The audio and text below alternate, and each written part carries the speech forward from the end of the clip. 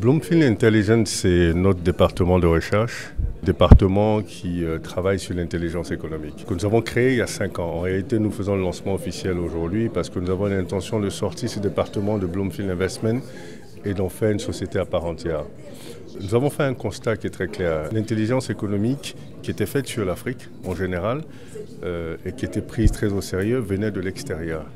Donc des structures européennes et américaines. Alors que l'intelligence économique doit être faite dans un contexte précis. Donc évidemment, si vous devez suivre les risques dans un contexte particulier, il est important de comprendre ce contexte-là, de comprendre cet environnement. Et nous avons estimé que les Africains étaient certainement mieux outillés pour justement analyser les risques dans un contexte culturel qu'ils maîtrisent mieux. Et d'où la création de ce département de recherche sur l'intelligence économique dans notre environnement. Et c'est un département qui est un département aussi en soutien à la notation financière.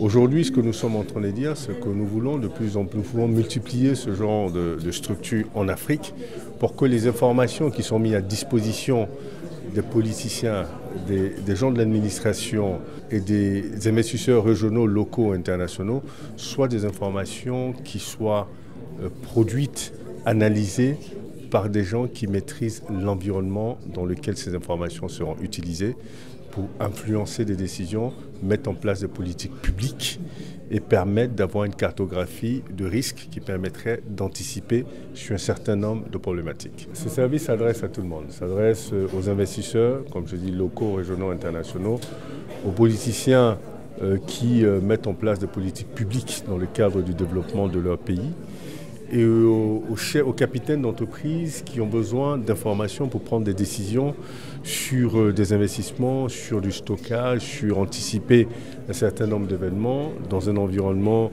socio-politique et économique dans lequel ils opèrent. Et aujourd'hui, nous avons plusieurs abonnés dans notre base de données.